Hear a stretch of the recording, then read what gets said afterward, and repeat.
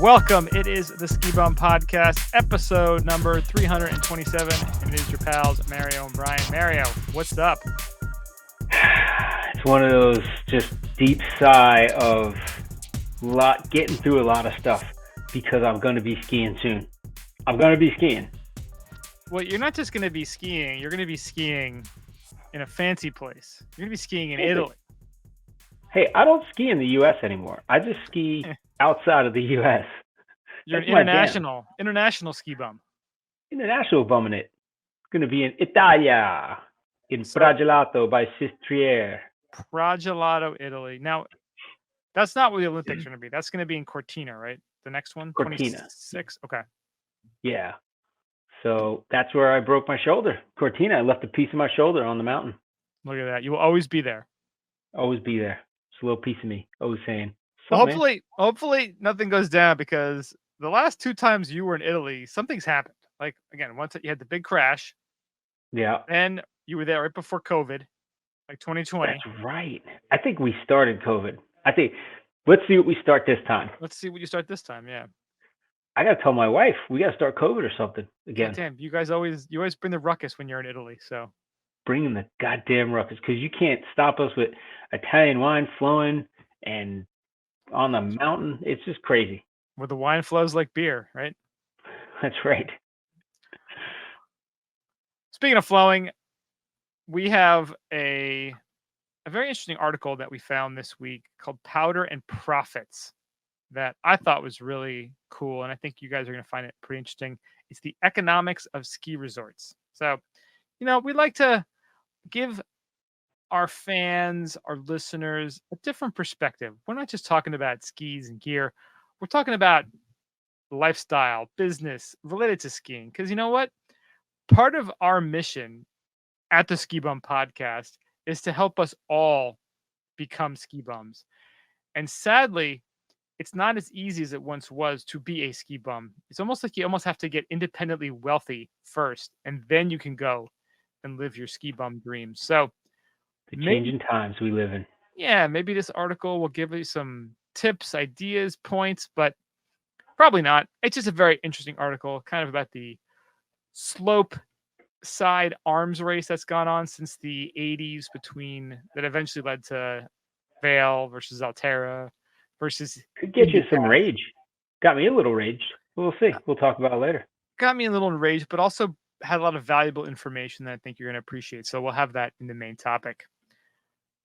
But thank you so much for listening. We do appreciate it. Check us out, skibumpodcast.com. We're on the socials, X, Instagram, Facebook, Untapped, YouTube, at Ski Bum Podcast. Do you want to support the show? Do you want to be part of this beautiful, wonderful experience we have every week? You can become part. Join us as a patron, patreon.com/skibumpodcast. Send us an email, skibumpodcast@gmail.com. If you want stickers, we'll hook you up. Send us an email. We've been talking about 10,000 for a couple of months now. Maybe you're skiing. Maybe you're not skiing. Maybe you're working out so you can get better at skiing. That's what we're doing. That's what we're trying to make happen here. Folks at 10,000 have some pretty excellent gear, shirts, pants, sweatshirts, all that good stuff. Athlete-led design. The only way to become your best is to work with the best. Their gear is the best. Their whole motto is better than yesterday. At the heart of 10,000 is the idea of pursuit in business, fitness, life, and skiing. They believe in moving forward with a quiet dedication to constant improvement and to becoming just a bit better than we were yesterday. Go to 10,000, 10,000.cc. Use the code BSchneider15, BSCHNEIDER15, 15% off. Make it happen. Mario, let's kick this off the way we always do. It's time for Opry Today. So Opry Today. So this is, I did some shopping. I did some research. I got a good one today. So there's this beer from Tampa Bay Brewing Company that I love drinking. It's called Reef Donkey. It's an IPA. Reef Donkey? Reef Donkey. But this is not Reef Donkey. This is also by Tampa Bay Brewing Company. It is called Cloudy Donkey. So they got a whole donkey show going on there. for all their Yeah, beers. donkey show. This is a donkey show. So this is a New England style hazy pale ale. Okay. Speaking my language. Now the regular Reef Donkey is a little on the dank side for IPAs. This is a little bit more fruity, hoppy. So is that one, the other one, a little more West Coasty then? Yeah, the other one's a little more West Coasty. This one has like a little sip of sunshine in it. I think it's got a nice little Skittle taste to it. I like to call it my Skittles favorite brand. Very not so super hoppy, but a good hop flavor, like a full body like hop. Let's see, unrated on Untapped. Well, unrated on Beer Advocate. Untapped has it 5.5 ABV, double dry hopped hazy Reef Donkey. Hazy. It's a hazy Reef Donkey, so it's like a cloudy Reef Donkey. A little bit more aromatic and softer. I gotta say, I like it. It's a good contrast to the regular Reef Donkey. I could drink between the Reef Donkey and the Clouded Donkey. I can drink them back and forth all day. Okay. Very So delicious. is this your first time having that one? Yes, I saw it in the store. I was like, I gotta get this. I love Reef Donkey. I get it. They have it on tap a lot of places, but the Cloudy Donkey they don't. So it's it was odd to find, but can's kind of cool. They got some weird fish on it. Very cool product by Tampa Bay Brewing Company, which I did the bike and brew last year out of Tampa Bay Brewing, and it was a lot of fun. Nice. The brewery. Are they the ones that do that other West Coast? No, that's Escape. So they're up in Escape. Okay. yeah, they're up north, way north. But Okay. that other West Coast, I sent you one of those. Those are That's really good. Yeah, those are pretty nice. I enjoyed that. This is a lot lighter. It's also a lot less alcohol. I mean, it's only 5.5. So Okay. it's a normal drinking beer. Drinkable. Yeah. Not like the crazy 8.5 percenters that I so enjoy. Dude, it's funny. I was at a bar and last weekend and I was watching football and some out of towners. There's a ton of out of towners here because it's cold everywhere else. And they're asking about, I want something really hoppy. What's your good IPA? And they're like, well, we got Highline tap. And they're like, oh great, I'll have one of those. Give me the tall one. And they're like, okay, it's like 8%. I was like, for they're serving probably like a 16-ounce pour of an 8. I think it's like an 8% or 7.5, 7.6, something like that. I'm like, so that's probably like drinking about 3 beers right there. And it was a woman. I was like, you're gonna fall right on your face, but enjoy that beer. Great. Yeah. Hard in the paint, man. Gotta go. If you're gonna go hard in the paint. That's right. Yeah. How about you, man? What you got? Cooking? I mean, the drinking game should be what is Brian? What illness does he have now? Because this whole winter has just been just constant, just something. I don't know. We were talking about this before. You went from, so you had COVID, now you're on. Had a stomach virus thing, and now I have like strep throat. So it's just. Damn. I got it last week. My throat is feeling scratchy just talking to you right now. Dude, am I getting it through the mic? It started last Thursday when I went skiing, and then it hasn't gone away yet. And I'm like, come on, man, like another thing. I mean, I was sick. I got sick when we were up in Boston, and then then it led into like COVID eventually, and then maybe I've just had the same thing for 2 months and has never gone away. I don't know. So I gotta go to the goddamn doctor. Is there such a thing as long COVID, or is it just strep throat? It's never-ending COVID. It's just strep throat. Like my throat just fucking hurts, and it's hurt. Like I can't sleep. It just sucks. Damn. So the whole family have it? No, just my stupid ass. I don't know. Damn. I don't know. Whatever. It's another reason to keep you in the basement. This is why I just got to push through. I'm going with my traditional medicinal throat coat because my throat requires coating to feel good. Nice. And throw in some honey.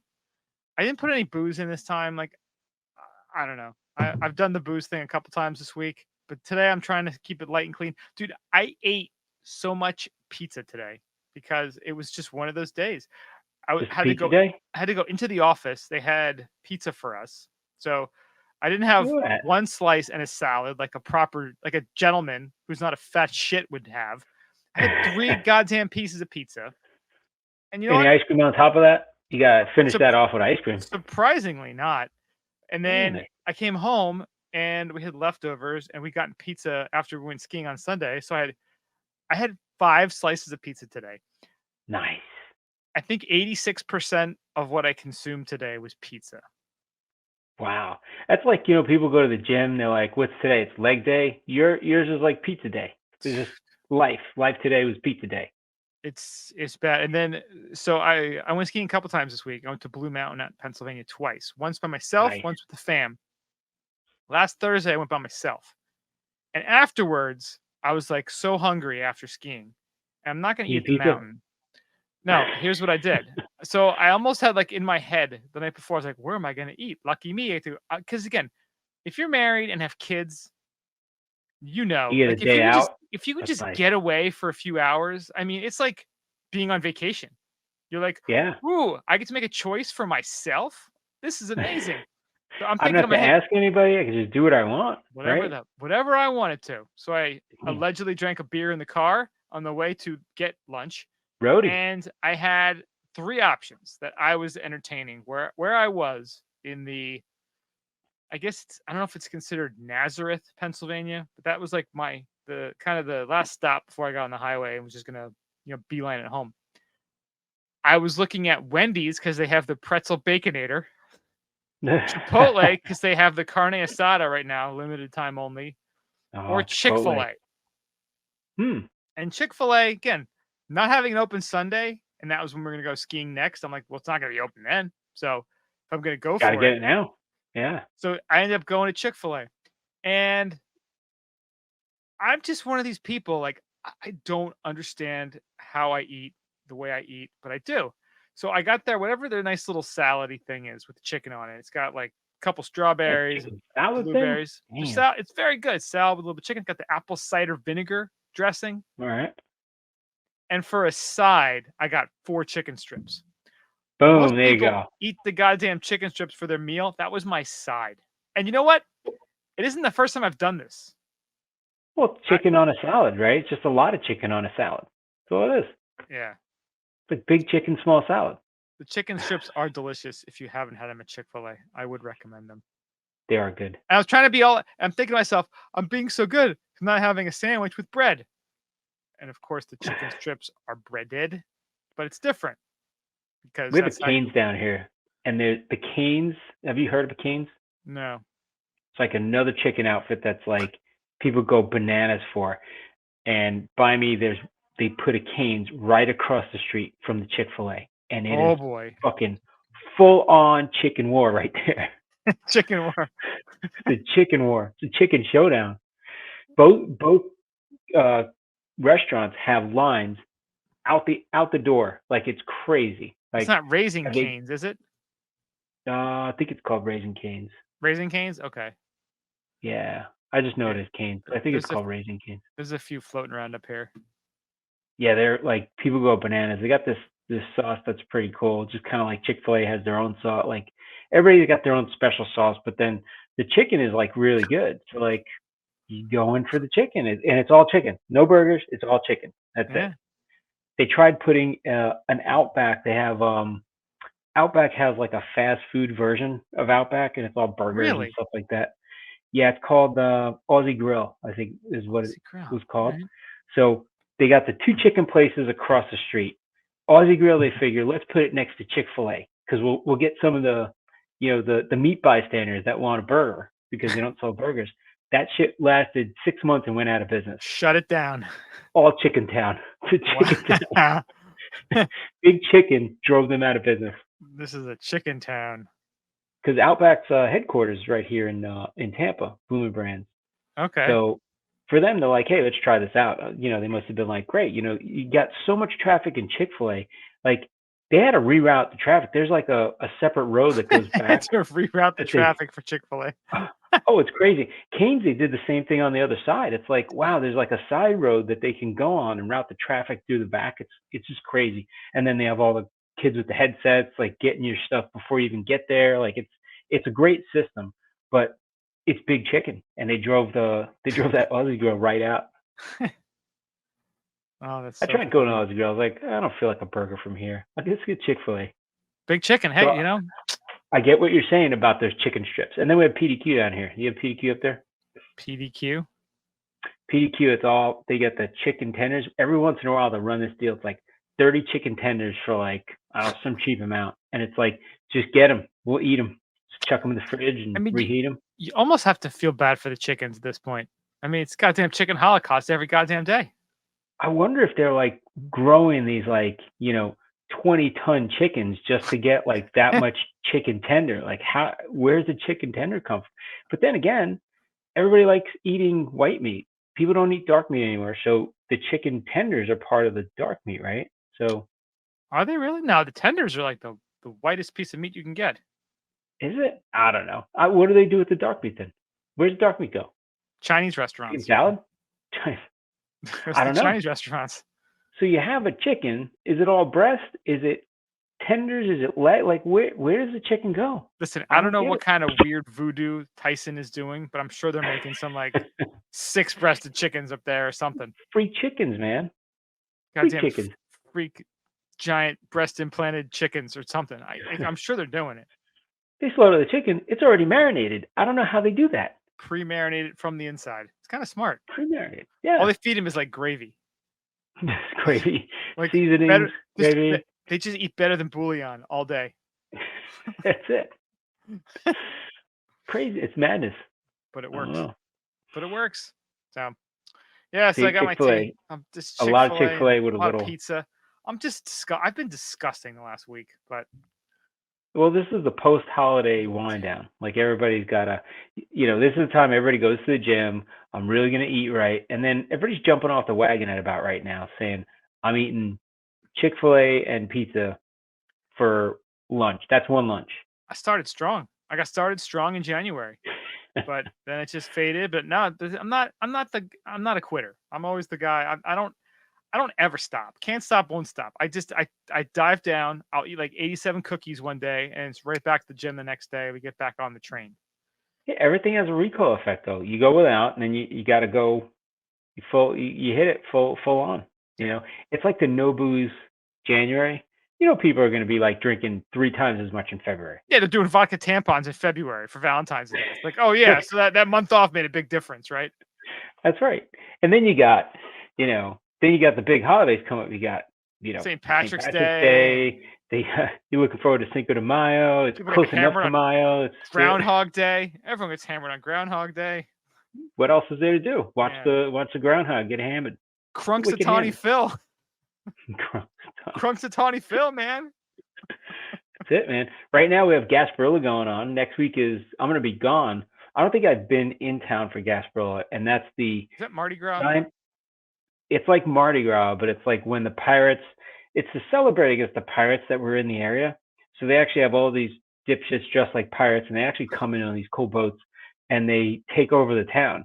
But you'll get these people that just come and cruise. They call them cruise, and they all get together and they'll go out to bars and just party, just get obliterated.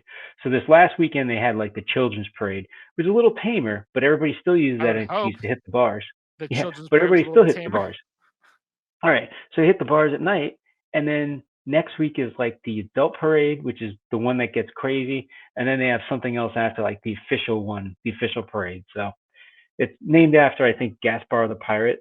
So it was a pirate that terrorized this area, so that's what they all do. Everybody dresses like pirates.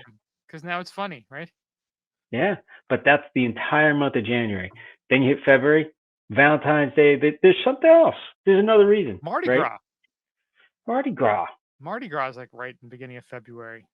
Boom. President's and then you go Week, into Valentine's, St. Patrick's. It's just nonstop. What's in April? April Fool's Easter? Day. I don't know. Easter. Everybody gets hammered on Easter. Good Friday. I go to church. I keep getting in line for the host. Just keep getting hammered. We're not eating meat today on Friday. Just beer's not meat, right? Pizza day. They had grandma's margarita pie today. I mean, how am I going to not get a piece of that? Yeah, that's not bad. Grandma's margarita. Then they had grandma's with meatball. and a slice of old school Damn. pepperoni. Like, I mean, listen, Damn. my body is a temple. A lot of Italian food the next few There you days, go. my friend. My body's a temple, but every temple has a garbage pail, I guess, is what I'm saying. Or You gotta have a dumpster. A slop sink. That's right. Everything's got a dumpster. Yeah. All right, so that about wraps up the good old Après today. Let's go to ski news. All right, first to start out, X Games are starting this weekend. Taiga and X Games partnered to Electrify X Games Aspen 2024. So Taiga is going to revamp the X Games fleet of snowmobiles with electric Nomad sleds. So they're going to premiere the world's it's the Premier World's Action event, and Taiga Motors Corporation, Taiga, not the rapper Taiga, Taiga, Canada's leading electric power sports brand, announces first of its kind partnership that will make Taiga the exclusive electric snowboard provider of the X Games Aspen 2024. And if you guys are listening, we would love to have an exclusive electric snowboard provider for the snowmobile, not snowboard. Snowmobile provider. Snowmobile, big difference. I was thinking all different areas. I'm like, we could pull each other by snowboards. Like, it'd be kind of fun. For nearly 30 years, X Games lived at the forefront of progression through its events, athletes, and partnerships. So this revolutionary partnership with Taiga reinvents the athlete transportation on site at X Games. The use of Taiga's next generation Nomad sleds at X Games Aspen will reduce the emissions of its snowmobile fleet by up to 86%, taking a significant step towards lowering the event's carbon footprint. And we've talked about carbon footprint before, but Collaboration Taiga isn't just a sponsorship, it's a shared commitment to paving the way for more environmentally conscious sports industry, said Ashley Robbins, Vice President of Partnerships at X Games. Ashley Schaefer, BMW. Together, Ashley Schaefer, Taiga. We aren't just aiming high, we're forging a new path towards a lower carbon future. So yeah, so electric sleds. I want to see what these things look like. I mean, they look like normal snowmobiles. Now, they did say also that it's going to be less noisy, obviously, because most electrics are a lot less noisy.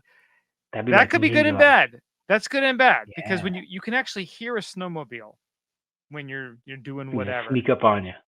You just get ganked by a snow. There could be gangs of electric snowmobiles now just taking the skiers out.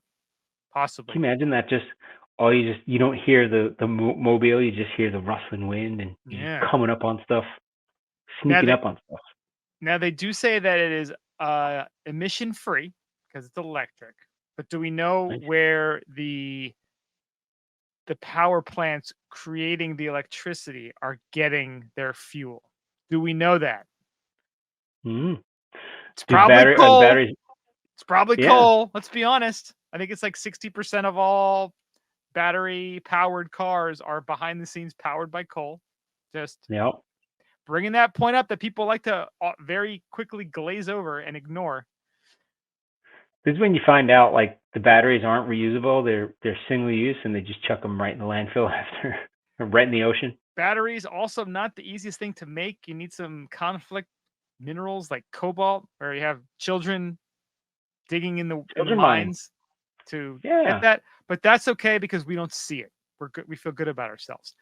Blood batteries, cool. Not blood diamonds. Yeah. Right? But one thing that is awesome is that there is no powertrain maintenance and doesn't require gas or oil, which is nice. Will be interesting to see how it will fare in the cold, because that's always a concern too, because there's been some issues with charging when it's extremely cold. I don't know what the temperatures are going to be like in Aspen this weekend. It's cool. It was all over the news last few weeks, right? Yeah, Chicago was a mess with chargers and specifically, but there was a few other spots. So it'll be interesting to see. They do say they offer 100 kilometers of range and can tow about 1,125 pounds. So cool. Yeah, I mean, I hope they work out well. It'll be cool to see. It's always nice seeing different innovations. I wonder if they're gonna have like a weird sound. You know how electric cars have that weird I don't even know, what do you call that Like a sound that they make? like a It's like a whirring, like it goes woo, yeah, woo. like a Yeah. vacuum in Like a distance.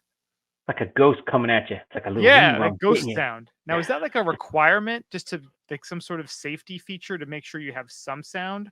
Or is I that think it might be because if that was totally silent, you really wouldn't hear anything other just the than tires? the sound like the tire on the pavement. That's about Yeah. it, right?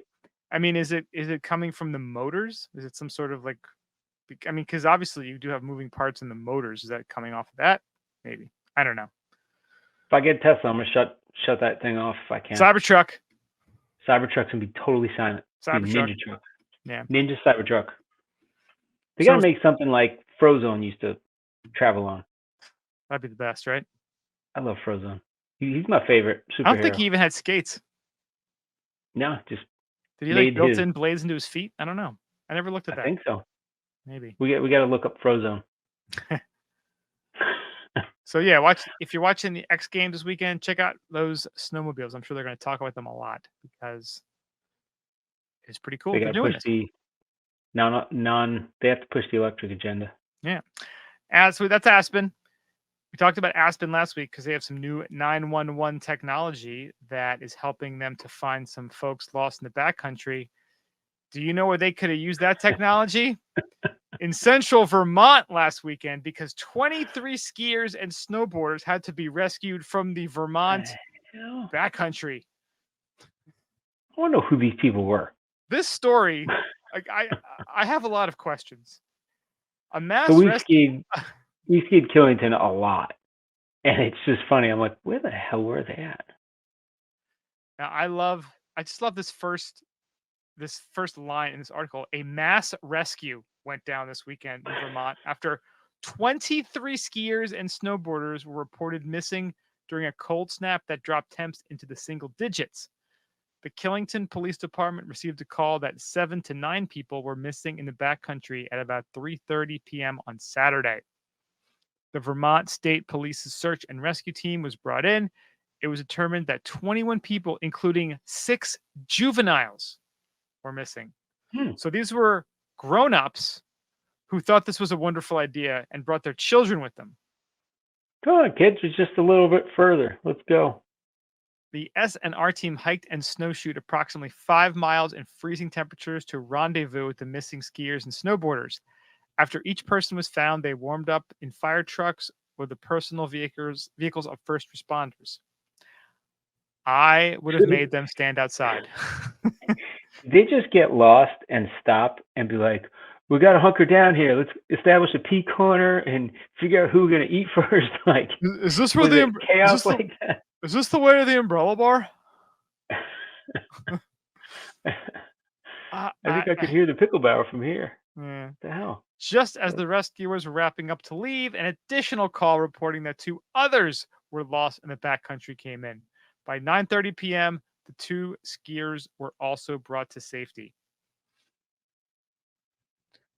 All right. So the press release talks about how at about 1430 hours, that's 2:30 in the afternoon, to the commoners, To the layman. Killington Police Department was notified that 7 to 9 lost skiers and boarders were in the backcountry.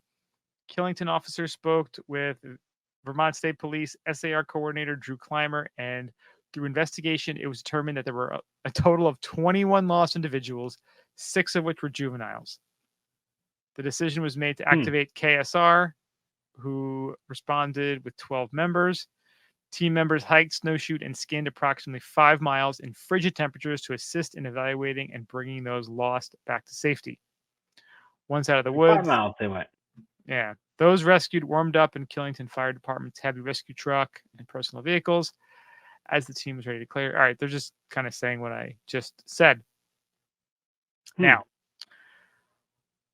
the fact that these were had adults, to fire up the choppers or do this broad search from the air. It was a pretty small area. Correct. But again, late in the day, it was very cold. I'm still, I want to know where these guys, like, where was their exit point exactly? Now, again, we have skied Killington a million times. We've never ventured into the quote unquote Killington backcountry. We've talked to people who, you know, there's this one trail. If you go here, you can get over to Pico. There's some known semi off-piste spots you can get yourself into. The nice thing is though, if you kind of stay north, or I guess north or east, you're going to hit Route 4, which is, pretty significant 2-lane road. Yeah. I don't think it's that far either. But if you go south, there's a whole lot of nothing, because you're basically in the Coolidge State Forest at that point. And if you go a little bit south and west of the resort, you actually have the Appalachian Trail there. So there is some probably sign markers, trail markers, something. And there's even some shelter along the way. I'm just looking at Google Maps right now, and there's a spot that actually shows a cement shelter, like right alongside where the Appalachian Trail is. So there's stuff. Right next to the goddamn Wobbly Barn. Actually, the complete opposite direction of the Wobbly Barn. It's 180 degrees the other direction. I want to know, did these people have a plan? What were they doing? Was this was bad advice on top of bad advice? Were they gonna go and sacrifice somebody? To have 6 juveniles with you, that seems like a stupid ass thing to do, especially when it was that cold. I think the high up there that on Saturday must have been 15 or something. So it was a cold I just hit the nail on the head. The high up there. Maybe they were high as fuck, and they were just wandering around lost. I just don't know what kind of asshole would bring a bunch of kids out there with them. That's some messed up crap. Bullshit right there. Yeah. Yeah. Man. I have a lot more questions than what I'm getting here. More questions than answers reading the art. The more you read, the more you say, there's a lot of stuff missing here. A lot of questions. And I don't know if we'll ever get those answers. But yeah, it's something there's something about it that seems a little fishy. Oh, that's funny. They have one of these articles has a sign on it. It says the mountains will be just as cold and lonely tonight as they were 200 years ago. Point of no return. So I guess they have all these signs up. That's phenomenal. And they're like, yeah, don't worry about that sign. I know where I'm going. Go, kids. Come on. It's this way a little further. Let's walk another 10 minutes. So just to give you a little bit of perspective, the high on Saturday was 9 degrees. Damn. 9 Beautiful degrees. Day for a walk in the snow. Yeah, sun's starting to set. Let's go and let's go forge on and see what we can Lewis and Clark this sumbitch, because no one's ever been back here ever, because no one's taken the Appalachian we keep Trail. Going. What do you guys think? Let's keep going. Yeah. I think we can find some freshies back here. Yeah, were they just hiking, or did they even get to ski? That would be sad if they didn't even get to ski. I don't even know. I can't even wrap my head around this. But like the Sopranos are eating freaking ketchup and mustard packets. Yeah. Freezing their nuts off. Goddamn Polly Walnuts and Christopher out in the backcountry. I lost my ski, Christopher. What are you doing? Eating a ketchup packet? God damn it. You share that with me. Damn, that's crazy stuff. Yep. Great. All right, next up we have Heli-Skiing Helicopter Crash in British Columbia leaves 3 dead and 4 critical. 3 people have died and 4 others are in critical condition following a heli-skiing helicopter crash in the mountains north of Terrace, British Columbia. The incident involving a helicopter operated by Northern Escape Heli-Skiing occurred around 4 p.m. Monday, January 22nd. And emergency services responded to the crash, including 3 air ambulances and 5 ground ambulances. Critically injured were taken to Millsmore Hospital in Terrace. Joint Rescue Coordination Center were also involved in the response. So they're working with authorities to investigate the crash. And that's really, they said that there's a lot of sorrow over the loss, emphasizing the close-knit nature of the skiing community. But what an unfortunate thing. They don't say why it went down. Yeah, that's they didn't really have all the details. I mean, this just happened yesterday, so it's Yeah. recently happened. I mean, that's like uh, like it's like the Alanis Morissette song, Ironic, right? Like you going hella skiing Mhm. and you think it's gonna be this fun, awesome thing, and then you crash. Like it's like the last possible thing you could want or expect. So it's awful. Definitely a YOLO moment, that's for sure. Oh, I mean, I can't think of going from joy to misery to so quickly. Hmm. And like, there's no other. I can't think of another Yeah, activity that like think about how psyched you'd be to get in that heli to go up there and then to have it all end like that. It's just the worst. that's Oh horrible. Our hearts yeah, go out to the families and friends of them. It's very sad, but it's just weird how there's no details on like what happened, why, like nothing. yeah. So, Around 4 like you said, 4 they're probably p.m. still investigating. Yeah, it doesn't mention anything Yeah, about the weather. Yeah, I mean, it happened about 24 hours ago because we're recording this on the 23rd in the early evening, and this happened on 4 p.m. on Monday, the 22nd. So it's still pretty recent, and I'm sure very more new. details are going to come out. But it's Mm. the last thing you'd ever want to have happen, obviously, when you're doing this. So absolutely sucks. And we got one final story in the ski news today, and this one I just found very pertinent to the things we've been talking about the last couple weeks and kind of rolls nicely into our main topic too. It's a letter to the editor, the folks at Unofficial Networks, and it says ski culture is dead in America. Hmm. And this is from good old Ron from Montana. I am reaching out as a passionate member of the skiing community, deeply concerned about the apparent decline in the once vibrant American ski culture. Reflecting on the past when skiing was more than just a sport, but a lifestyle embraced with enthusiasm and joy. I feel compelled to discuss the changes we are witnessing today and suggest ways to breathe new life into the beloved culture. In the heyday of the 80s and 90s, skiing in America was synonymous with adventure, camaraderie, and a unique sense of freedom. Ski towns were buzzing hubs of activity where the love of the mountains created strong, inclusive communities. Today, however, the landscape has shifted. The increasing commercialization of ski resorts and the rising costs associated with the sport have made it less accessible. The sense of community that once defined ski culture is being overshadowed by a more transactional experience, and the focus on performance, often amplified by social media, has diverted the ethos from pure enjoyment to outcome oriented goals. To revive the essence of American ski culture, we need to focus on making skiing more affordable and accessible. This means exploring ways to offer more reasonable pricing and community sponsored programs that can encourage wider participation. Building a sense of community both on and off the slopes is also crucial. Local events, ski clubs, and gatherings can foster connections and rekindle the communal spirit that is at the heart of ski culture. We should not forget to celebrate the rich history and traditions of skiing by highlighting the heritage through events, storytelling, and media. We can keep the legacy alive while embracing modern advancements in the sport. Another critical aspect is environmental stewardship. Skiing is deeply connected to nature, and focusing on sustainability and conservation can unite the community under a shared cause, ensuring the protection of our cherished ski habitats. Finally, it is vital to work towards making ski culture more inclusive and diverse, reflecting the varied population that enjoys the sport.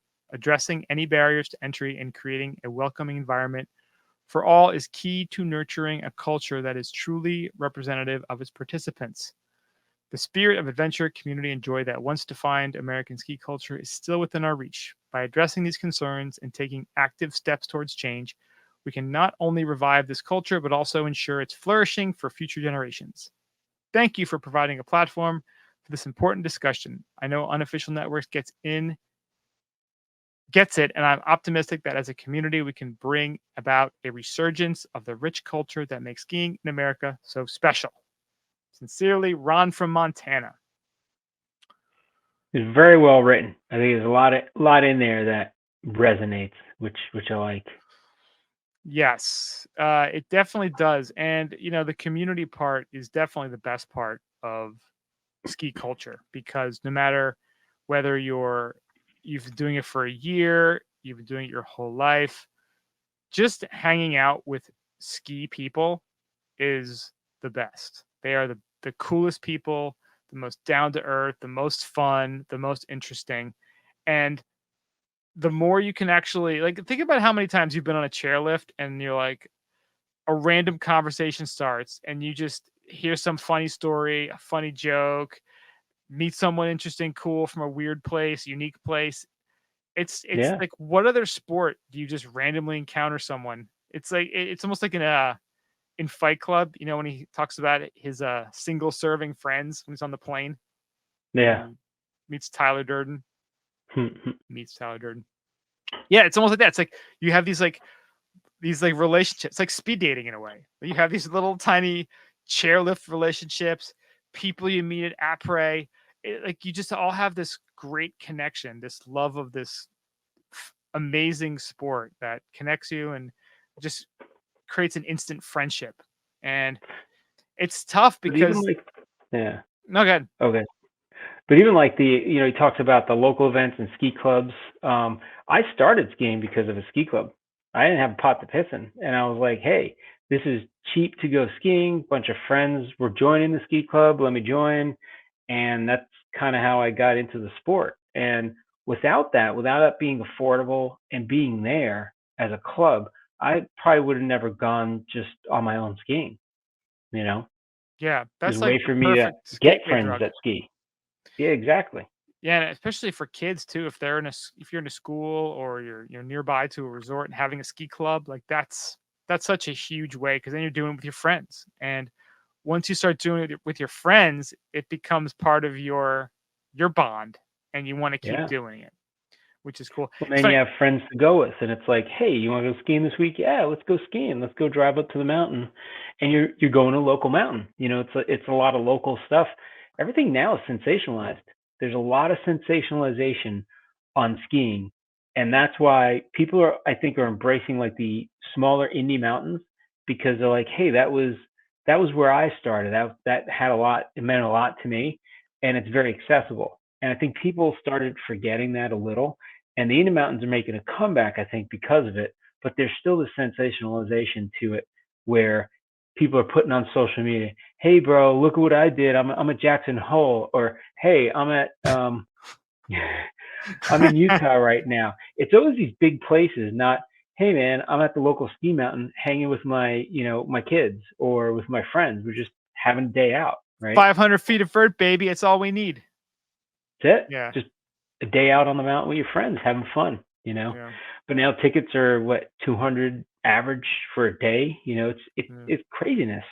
I mean, Well, yeah. That actually, I think we might as well just kind of commingle these stories and go into our main topic then, because a lot of the things that Ron from Montana brought up in his article or his yeah, letter to the editor are talked about in here and give some of the groundwork, the framework on how perhaps the things that we don't like about ski culture right now, how they were formed and have manifested over the last couple of decades.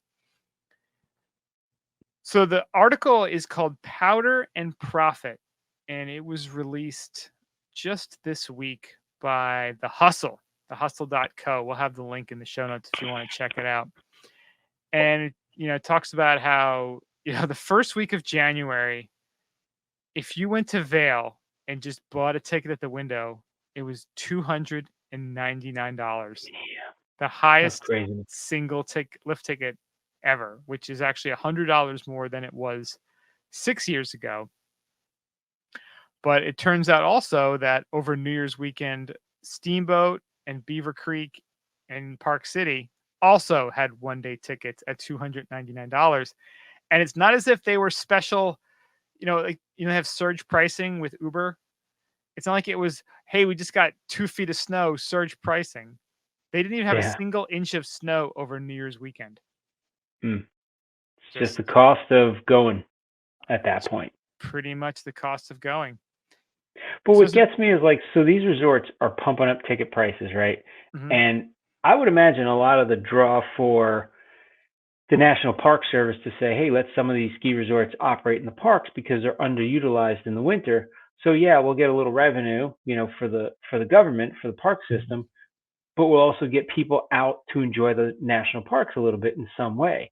And now it's turned into this territorial like, elite kind of experience where it's like, a lot of these places are still using our national parks that we as taxpayers own. Yeah. Well, the business of skiing has gotten in the way of skiing. Is Yeah. really what it comes down to.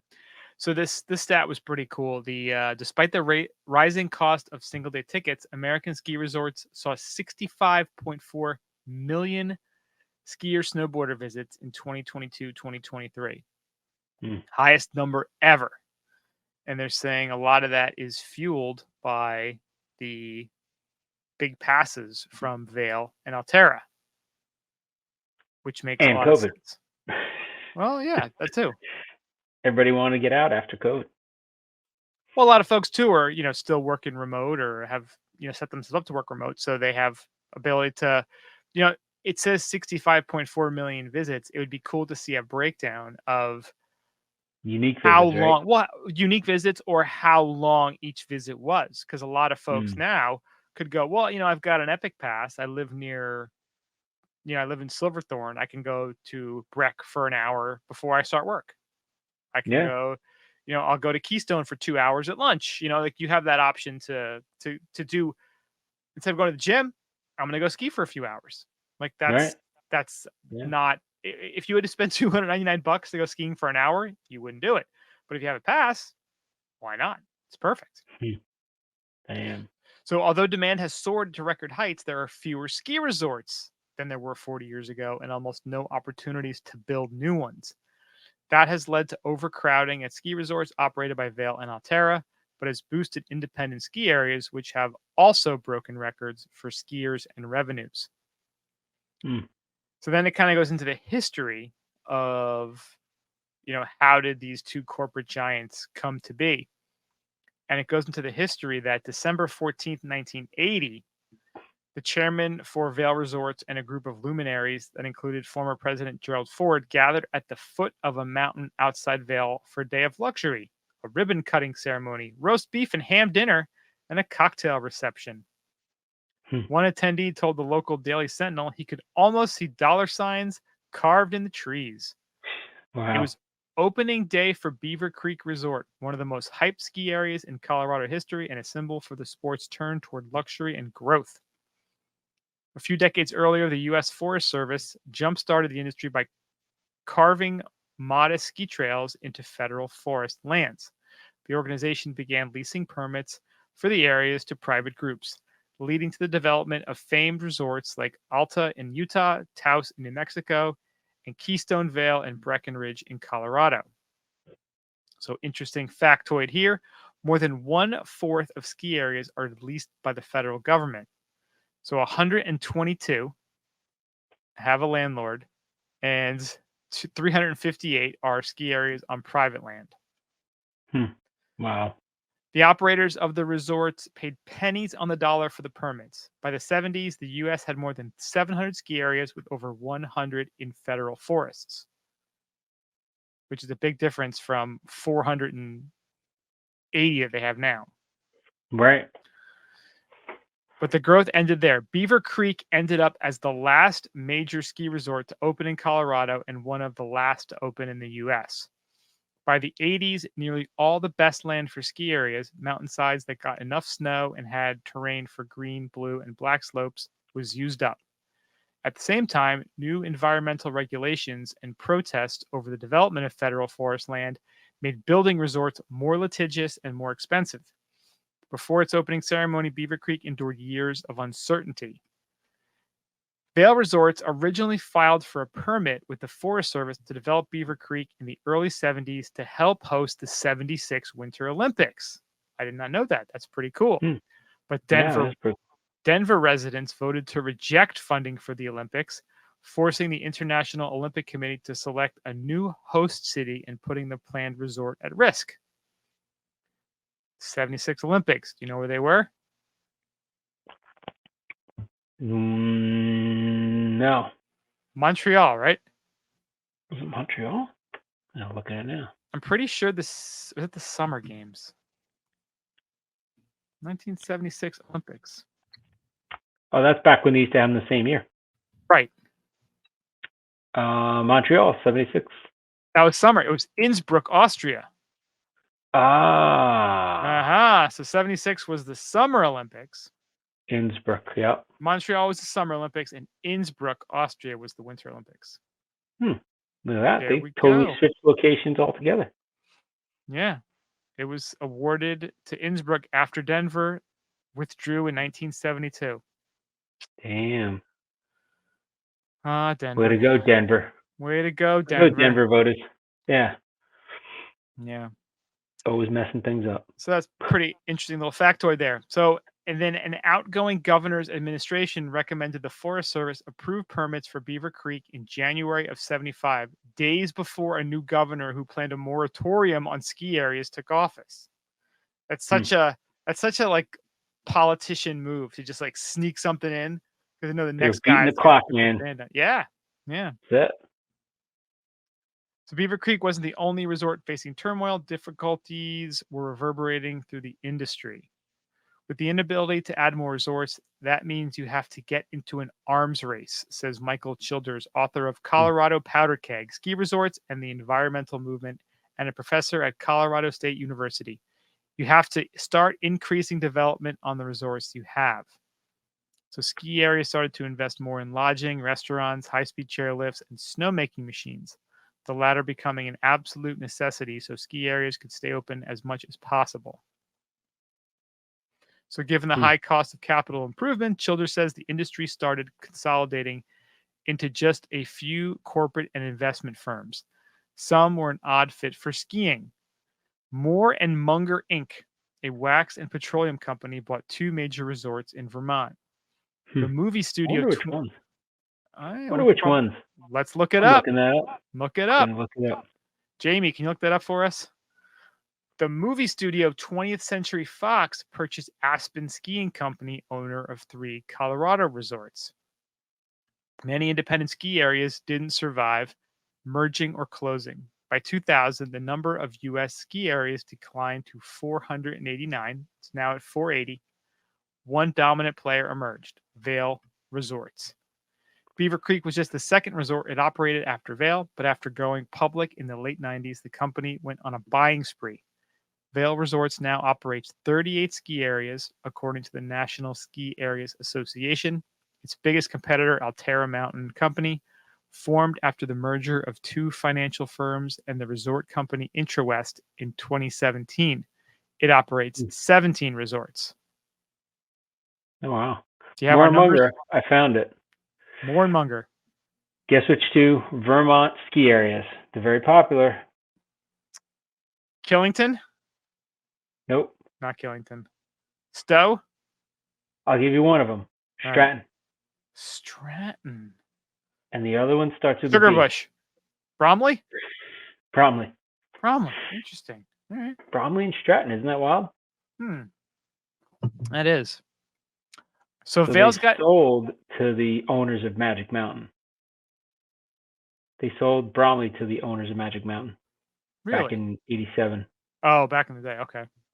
Yeah, that's crazy. Pretty well stuff. So Vail's got 38. Alterra's got 17. Mountain Capital Partners has 10. Boyne USA has 10. And Powder Corp has 10. So those are the big owners right now. So both companies try to gain an edge by investing in high-speed lifts and gondolas to whisk skiers to the top of slopes as quickly as possible. They also own nearly everything at the base of the mountain, from rental stores to gourmet restaurants to hotels and condos. In the 2010s, those ancillary cash streams often brought in more revenue for Vail Resorts than money from the ski lift. The business of skiing is more important than the skiing. But by far the most transformative change to Vail Resorts, Alterra, and the industry was season passes. Vail released the first Epic Pass in 2008. Skiers could pay $579 and visit Vail, Breckenridge, Beaver Creek, Heavenly, and Keystone as often as they wanted for the upcoming ski season. It wasn't the first season pass. Colorado's Winter Park offered a heavily discounted pass in the late 90s, starting the trend, but this pass granted entry to 5 resorts, which at the time charged up to $90 for a single ticket. So Vail Wow. sold 59,000 passes the first year, totaling 32.5 million. That number increased to 650,000 in 2016, 1.2 million in 2019, and 2.4 million in 2023 for $900 million in sales. Holy balls. So that was limited availability, limited to the amount that it could sell, right? Yeah, limited availability. The cost for an Epic Pass for the 23-24 season started at $909 Wow. last spring, rising as the ski season approached, and offered buyers unlimited admission to every Vail Resort's ski area. Hmm.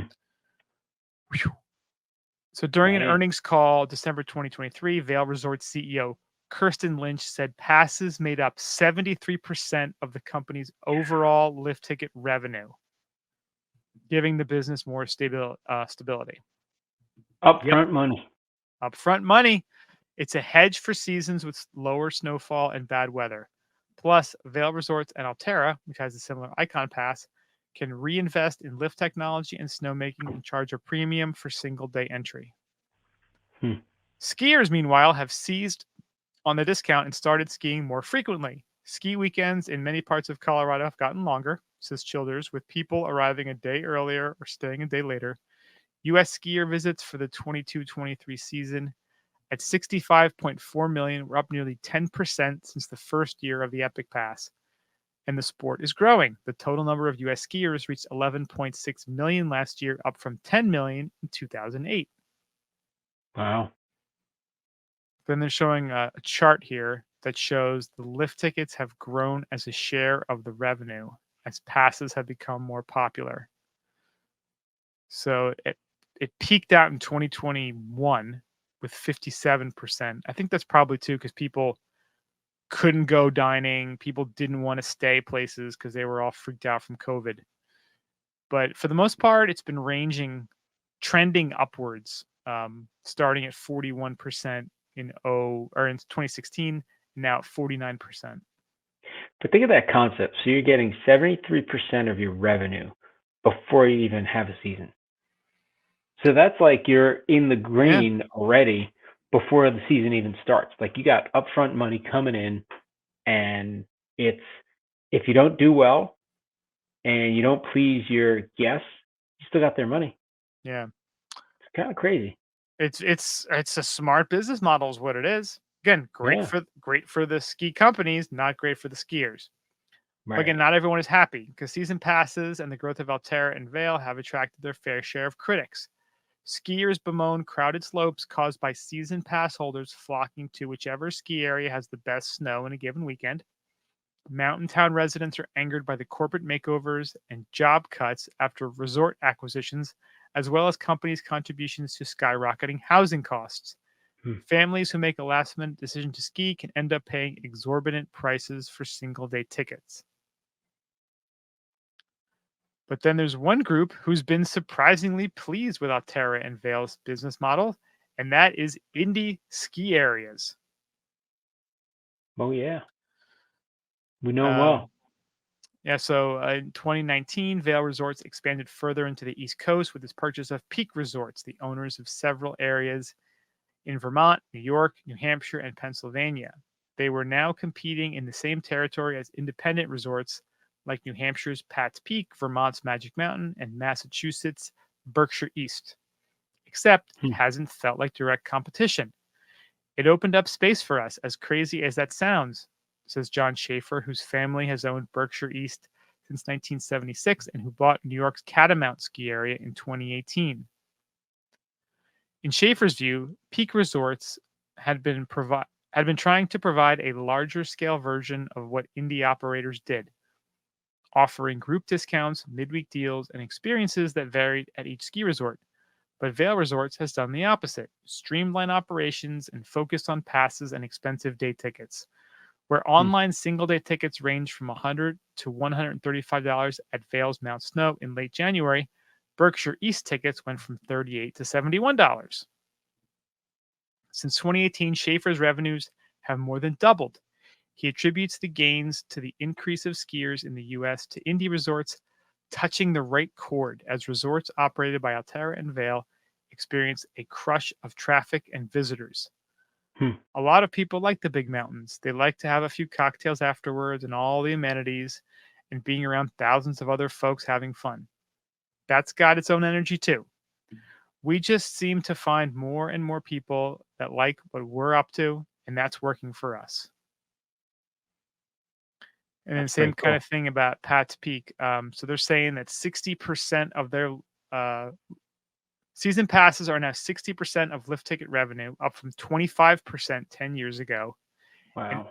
overall lift ticket revenues account for 40% of revenue, with food and drink and ski school coming in at 15 to 20% each.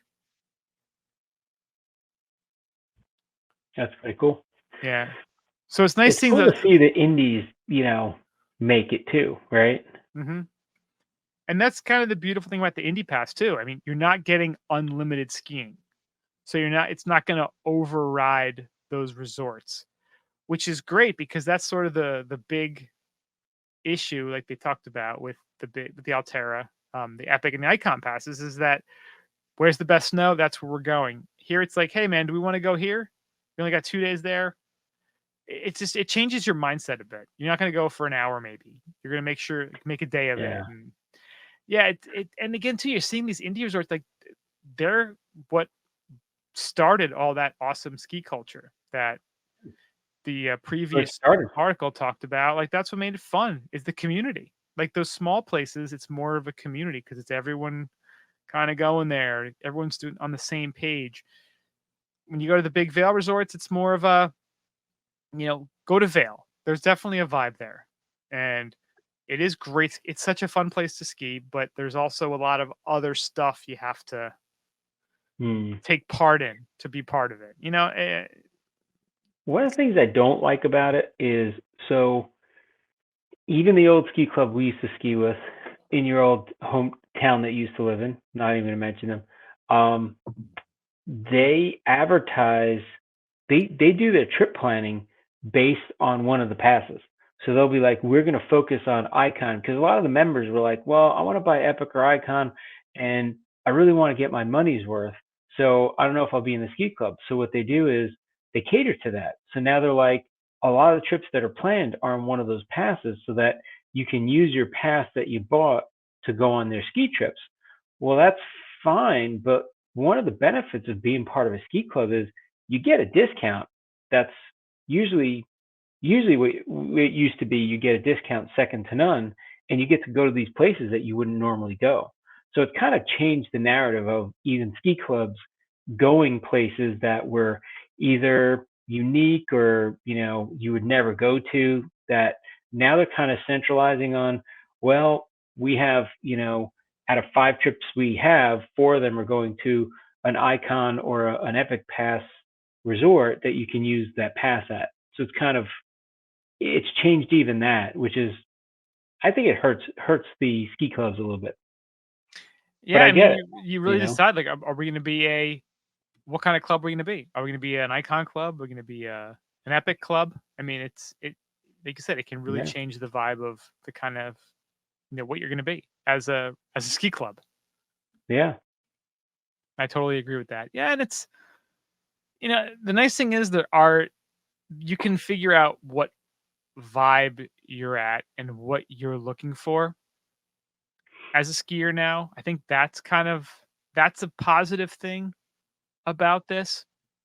I But guess in general though, like the ski towns have changed, right? Mhm. A lot of the ski towns aren't the sleepy old ski town anymore. It's the sleepy old ski town that now has late night partying and bars and stuff like that. They usually used to have bars and something to do, but it's changed a little bit, like because they want to cater to the people coming in. Well, even You more know? so, all the condos on the mountain, people getting Airbnbs.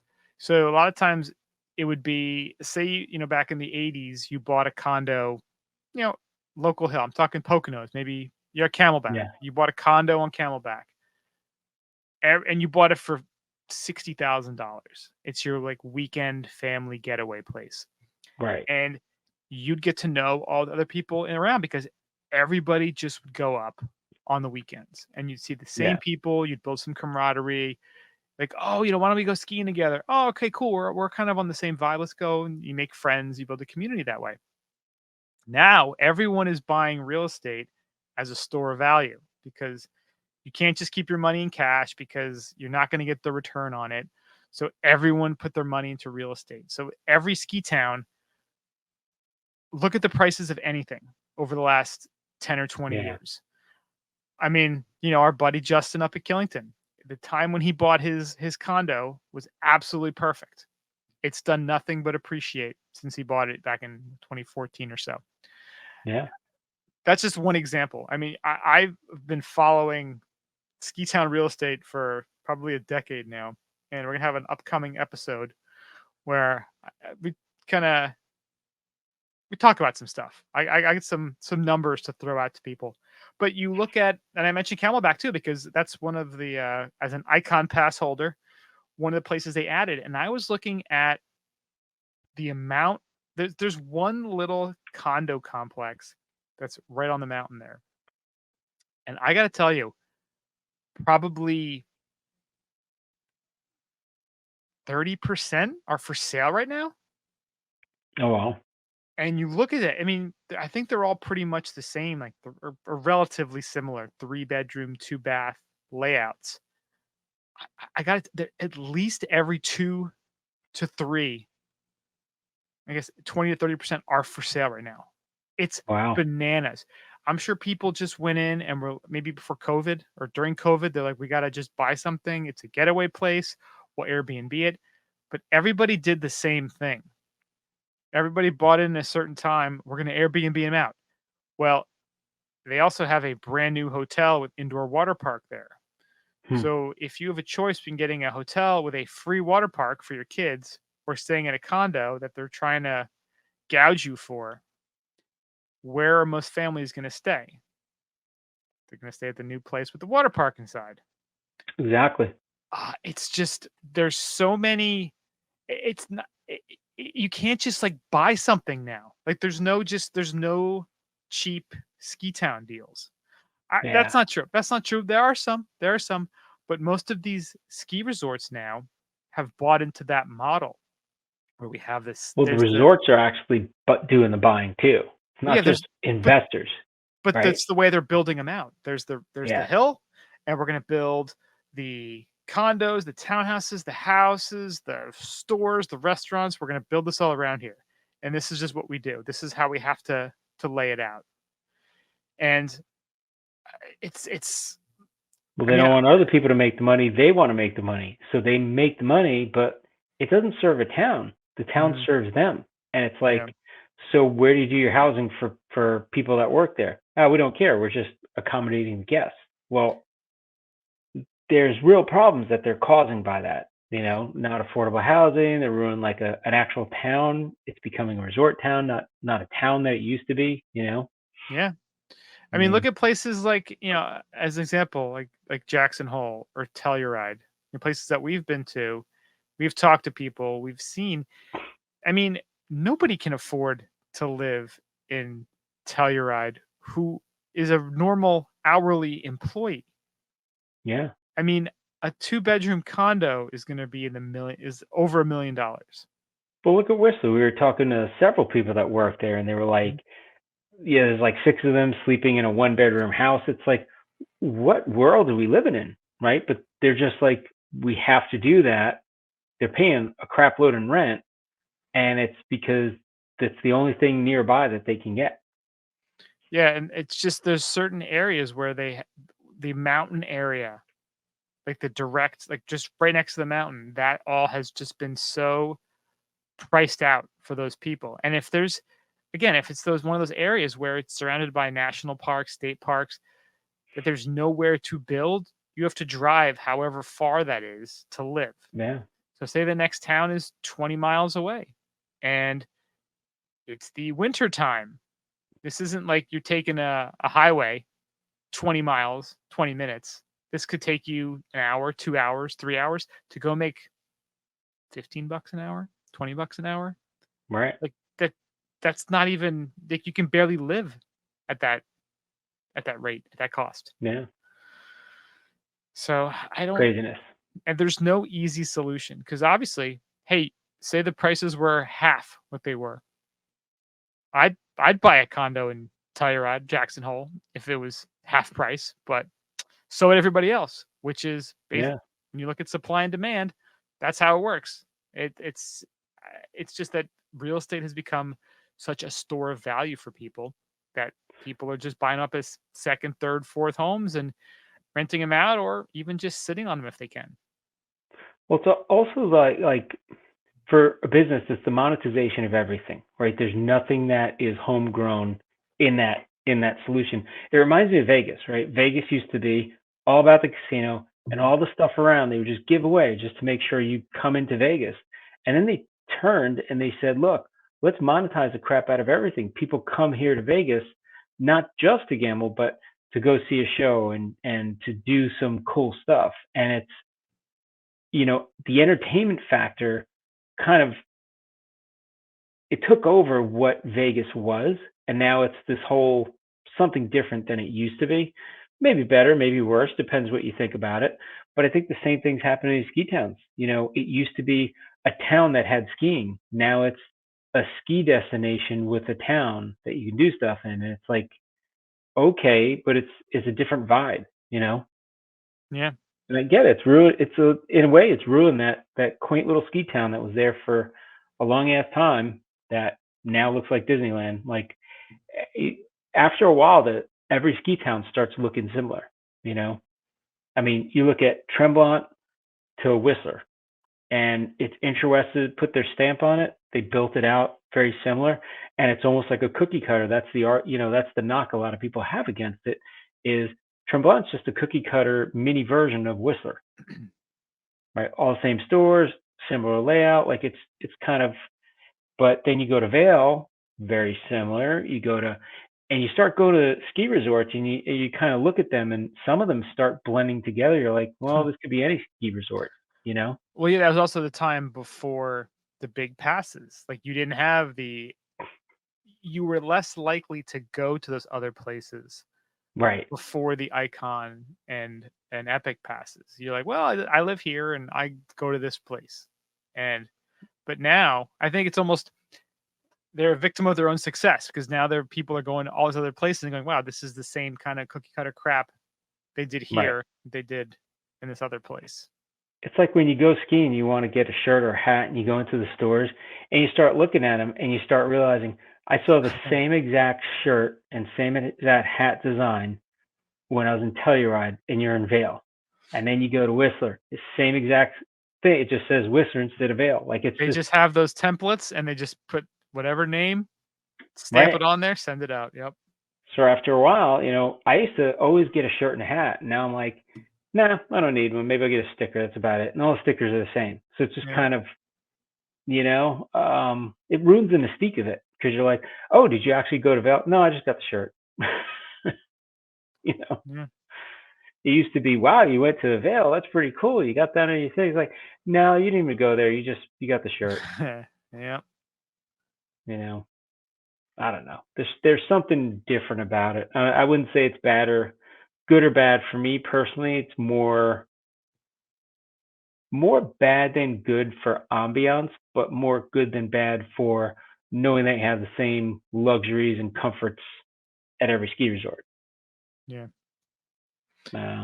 Yeah, and again, a little bit of it too is little sour grapes. If we were rich and had a bunch of spots, like if we had places out in Vail, place in Jackson, like we'd be, a lot more happy about it. It would make more sense to us. But unfortunately, there's definitely a little bit of sour grapes because we wish we could be those people living there. But Yeah, but I just think like if you were to blindfold somebody, take them to one of the ski resorts, and bring them into the town, and they look around, if you hide all like the logoed stuff going on, in some way you'd have a tougher time pinpointing where you are. Whereas back in the day, you could say, "Oh, this is definitely Telluride. This is definitely Jackson Hole." You know, you see the antler things around, and you know, like, "Ah, that's Jackson Hole. That's kind of their signature thing, right?" They still have some of that, but I don't know. I would argue that some of that's being lost. It definitely is. They've definitely taken a lot of that away and making it, again, more cookie cutter. But I It's mean, like how does the going trend from stop? Action Park to a real water park, right? Action Park was real. You might die. Like, that's kind of, it was an X factor that you were like, this is Action Park. You're not at any other, you're not at Great Wolf Lodge. You're at freaking Action Park. Like, you're going to die today. This is real. This is real. Yeah. This isn't Sesame Place. They don't want to see you again. Like, you got to earn another visit. Like, you got to stay alive and earn it. Right. Shit's about to get real. Yeah. I don't know. Anybody that know Action Park, you got to look that documentary up. Class Action Park. Yes, look it up. Tremendous. And we were there. We were there. As kids. We lived to tell the tale. Yeah. But yeah, it's I don't know how it's going to get better. I really don't. I don't know if it can at this point. It's, again, I've listened to a lot of different podcasts about, you know, money and history of money and economics and Bitcoin, and you know, it's a lot of this has come because of the way our dollar has been. It's not backed by gold, by anything anymore. It's just it's by decree. It's by fiat. The 1971 Richard Nixon took us off the gold standard, and if you look at the prices of everything, it's gotten completely out of hand with inflation. Like, the money just doesn't buy as much as it used to, and real estate has become a proxy store of value because it has kept it's kept up with inflation better than anything else has. Yeah. So I don't know how this will get better if we stay on the same path. That's as deep as I can get right now. I definitely have some. If you want to email us, and if you have any ideas or thoughts, like, please do so. skibonepodcast@gmail.com. You know, I'm sure other, like, places are experimenting. You know, you look at a place like Magic in Vermont that we've mentioned a few times. You know, they have their little community. They got a couple of condos there, a couple of houses in the loop, but it's not being built out like a lot of the other, you know, it's the opposite of Killington. Killington is working on putting their new massive village, Killington Live, which is going to be this. I mean, they're rerouting the main road there. They're putting in these new water pipes that have to go in to you know, bring water up for all these new houses and condos and everything. I mean, it's going to be a spectacle. And that's probably like, what, 20 years in the making? Easily. Right? Easily. And it's going to be 10 years before it actually starts looking like what it's eventually going to look like. But those are two completely opposite spots. They're both successful. They're both great, but in their own different ways. And it is great seeing places like Magic that are still keeping it as real as possible, because they are becoming, those are the places that when you hear a place, you know, the reduction in ski resorts, it's not the big boys, it's these little independent places. So to see them thriving and doing well is awesome. And, you know, we should be, as skiers, promoting that, because, you know, business and economics are just part of life. And if we can put our money into things that we think are better for the community, for skiing, for whatever your ethos, whatever's important to you, those things are the things that will thrive if they are supported. So if you like places like Magic, like I do, like we do, then those are the places you should be spending your money in skiing at. Yeah. And they will then thrive. Speak with your dollars, right? Best way to speak, right? Speak with your wallet. That's what they say. Yep. Vote with your money. Yes. That's all I got, man. Said a lot of words. Anybody has any comments? Let us know. I'm sure we'll get some hate mail, get some haters. We get haters all the time. We don't have all the answers. We're just asking a couple of questions. Lovers sometimes, but you know. Oh, we have some lovers. We have some lovers. So yes, if you want to hit us up, if you got any information, anything you want to share, hit us up. skibumpodcast@gmail.com. We do appreciate it. Thank you so much for listening. Check us out, skibumpodcast.com. Go to the socials, Instagram, X, Facebook, Untapped, YouTube, @skibumpodcast. You're still working out, stay in shape, not eating all that pizza, or if you are eating all that pizza, you better go work out. 10,000.cc, use the code BSchneider15, 15% off.